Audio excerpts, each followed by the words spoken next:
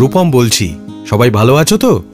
সবাই নিশ্চয়ই শুনতে শুরু করে দিয়েছো রূপম অন দ্য রক্স এই পডকাস্টের নতুন একটা এপিসোড।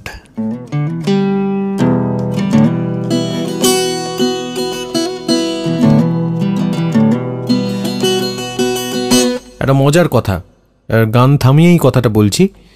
কথাটা হচ্ছে যে আগের বার আমি একটা কবিতা বা ছড়া পড়ে শুনিয়েছিলাম যার নাম ছিল শব্দ ব্রহ্মদ্রুম।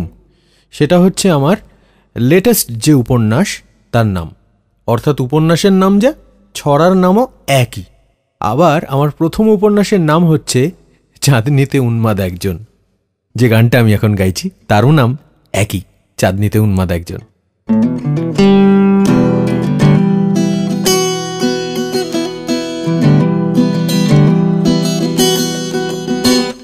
এক শান্ত নদীর কথা ভাবো, যে চাইছে তোমার চুম্বন।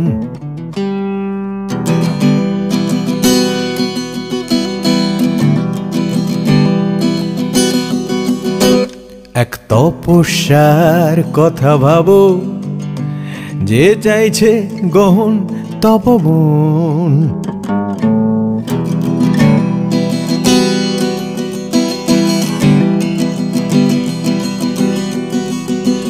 এক স্নিগ্ধতার দাবদাহ পোড়াচ্ছে মায়াবী জীবন।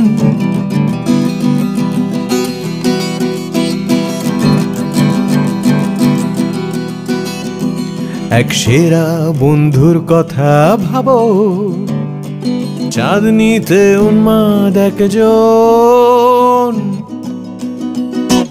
কোন সত্যি কথার কথা ভাবো, কোন ঋজু নির্মেদ তলোয়ার।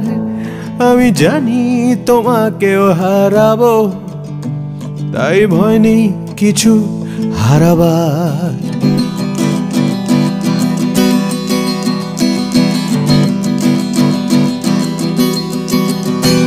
আমি ঠিক 2:10 দাঁড়াবো, নিয়ে সব বিশেষ কবিতা। জানি সেরা বন্ধুর চিঠি পাবো, আমি সেই চিঠিদের দাবিদার।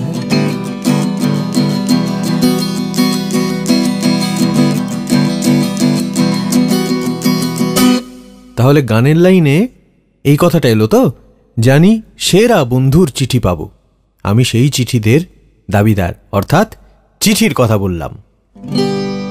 আজ তোমার চিঠি যদি না পেলাম হয়, আমি জেনে নেব অথবা আমি ভেবে নেব ডাক পিয়নের অসুখ হয়েছে, নাকি বেলা শেষে যদি খেলা ভাঙে হয়। আমি জেনে নেব আজ আশার মরণ হয়েছে।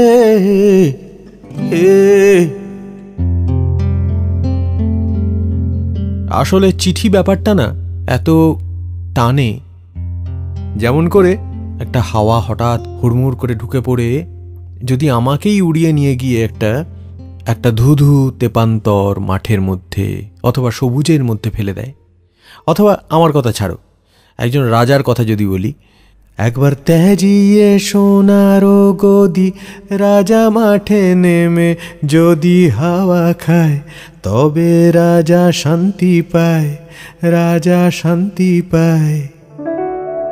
এই শান্তির ব্যাপারটা চলে আসে যখন খুব অশান্ত করে দেওয়া গরম পড়ে, আর তখন মনে হয় যে বৃষ্টিটা শুরু হলেই তো পারে, তাই না? জুন মাস চলছে, শেষ হতে চলল, আর বাংলায় হলো আষাঢ়। কাজেই এই সময়ে যদি মনটা একটু বৃষ্টি বৃষ্টি করে, সেটা কি খুব অন্যায় নাকি সেটা খুব ন্যাচারাল? আমার তো ন্যাচারাল লাগছে। কাজেই একবার বৃষ্টির মধ্যে ঢুকে পড়লে না আর বেরোনো যায় না চট করে। এবং বেরোবো কী করে? বেরোবার জন্য আমার একটা বড় সড়ো একটা ধাক্কা লাগবে। সেই ধাক্কাটা একটা কবিতা হোক, একটা কবিতা পড়ি, আমারই লেখা। কবিতার নাম হলো সাংঘাতিক। অদ্ভুত এক কম্পন সারা শরীর জুড়ে অনুভব করে আমি বারান্দায় এসে দাঁড়ালাম। আমি নিশ্চিত ছিলাম কোথাও না কোথাও ঠিকই ভূমিকম্প হচ্ছে, কিন্তু সামনের রাস্তায় আমি কোনো চাঞ্চল্য খুঁজে পেলাম না। তবে একটা অন্য রং দেখতে পেলাম। একটু আগে বৃষ্টি হচ্ছিল, যে সবুজ আমায় ঘিরে থাকে সে সবুজে আজ অন্য রঙের ছোপ লেগেছে দেখতে পেলাম। বিষণ্ণ বৃষ্টিপাতে ভিজে সবুজ মন কেমন করা অচেনা হয়ে উঠেছে। আমার ছুঁয়ে দেখতে ইচ্ছে হলো, আদর করতে ইচ্ছে হলো। অনুচ্চে বললাম, সাংঘাতিক সাংঘাতিক, আমি কেন এমন রং আগে এভাবে দেখিনি। প্রশ্ন করতে ইচ্ছে হতেই অনুভব করলাম কম্পন বাড়ছে, আর সেই কম্পনের রঙও বিষাদ সবুজ। আমিও কি আজ বৃষ্টি শেষে সবুজ হয়ে যাব, বিষাদে ভিজব? সেই মুহূর্তেই আমি কবিতার আশ্রয় নিলাম। একমাত্র কবিতাই পারবে আমায় বাঁচাতে, খুন করতে, আড়াল হতে, ধসে যাওয়া প্রাচীন দেওয়াল জোগাতে। কবিতা আমার দেহরক্ষী হতে পারবে। কবিতা খুব ফিসফিস করে কিছু বলবে, মনে মনেই বলবে, যা আমি শুনতে পাবো না। কবিতার কাছে আমার অনেক প্রত্যাশা ছিল। সেসব না চাইবার চাহিদায় ঘরের দরজা সশব্দে বন্ধ করে দিলাম। একটা সাংঘাতিক ঘটনা ঘটল এরপর।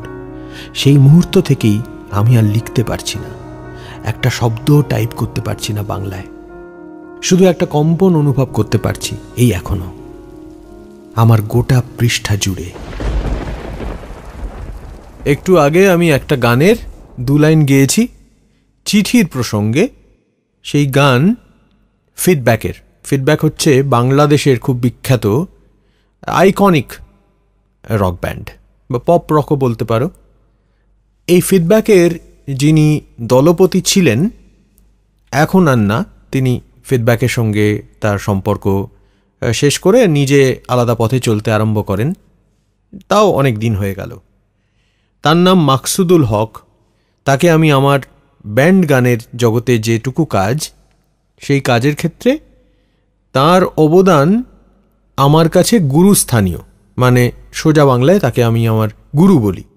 তো কিভাবে তার গানের সঙ্গে পরিচিত হলাম সেটা একটা ছোট্ট করে বলি। এই পরিচিতি এনে দিয়েছিল একটা অ্যালবাম যার নাম ছিল জোয়ার। সেটা ফিডব্যাকের বহুদিন ধরে গাওয়া অনেক বিখ্যাত গানের একটা ছোট্ট সংকলন, যা রেকর্ড হয়েছিল কলকাতায়। এখানকার খুব বিখ্যাত একটা রেকর্ড কোম্পানি সেটা রেকর্ড করেছিল। সেই অ্যালবামটা আমি শুনলাম, আমার কানে এসে পৌঁছলো 1992 সালে। এবং সেই অ্যালবামটা শুনে, যার মধ্যে এই চিঠি গানটা ছিল, আমার মনে হলো যে এখানে একটা অদ্ভুত সাউন্ড আমি শুনছি। আমি তখনও বাংলা ব্যান্ড কাকে বলে জানতাম না। এই প্রথম সেই অ্যালবামের প্রচ্ছদপটে আমি বাংলা ব্যান্ড এই শব্দটার সঙ্গে পরিচিত হলাম। তারপর আস্তে আস্তে তো আরও নানা রকমভাবে এই শব্দটা বারবার আমার কাছে আসতে থাকলো। আমার তখন মনে হলো যে এই অ্যালবামে যে সাউন্ডটা আমি শুনলাম বা যে অ্যাপ্রোচটা আমি শুনলাম, সেটায় আমি কাজ করতে পারবো। আমি গান এইভাবে তৈরি করতে পারি বা এই রকম ভাবনায় ভাবতে পারি। তো এই ভাবতে পারি, এই ভাবনা থেকে শুরু হয়ে তোমার চোখে বৃষ্টি পড়ছে রিমঝিম, বা তোমার চোখে বৃষ্টি পড়ছে ঝমঝম, বা তোমার চোখে বৃষ্টি পড়ছে টুপটাপ, এই গানের জোরেই কিন্তু আমি একটা খুব বড় পুরস্কার বা স্বীকৃতি পেয়েছিলাম। সেটা হলো আমাদের দেশের জাতীয় পুরস্কার।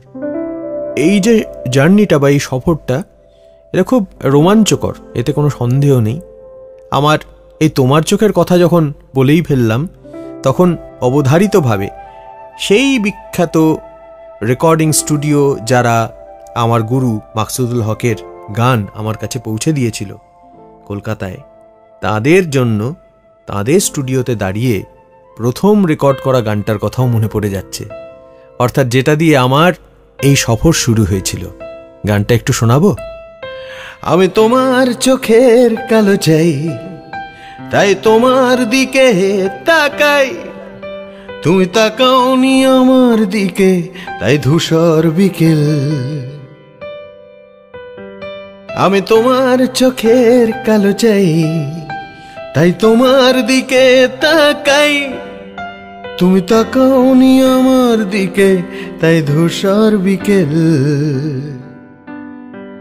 কালো রাস্তাও রং হারায় ধূসর ধোঁয়ায়, কিছু শরীর কথা বলে যায় কোন গভীর রাতের ইশারায় আমি একলা জেগে সজ্জায় সরস যায়, মন ঘুমায় তোমার কোলে হায়। আমি তোমার হাতের ছোঁয়া চাই, আর আমার নির্লজ্জতাই খোঁজে শুধু তোমার আবরণ, এনে দাও শিহরণ। উড়ি তোমাতে মৃত্যু নেশায়, আমি তোমার ভালোবাসা চাই, তাই তোমায় ভালোবেসে যাই। বলো আমার এমন চাহিদায় কি মন দেওয়া যায়, জীবন দেওয়া যায়, হৃদয় দেওয়া যায়, শরীর দেওয়া যায়। আমি তোমায় তোমার দেহকে, বিশ্বাস আর সন্দেহকে খুঁজে হঠাৎ হঠকারিতায় চিনি না তোমায়। আমি তোমায় তোমার দেহকে, বিশ্বাস আর সন্দেহকে খুঁজে হঠাৎ হঠকারিতায় চিনি না তোমায়। অনামিকা বলে ডাকতে পারি কি তোমায়?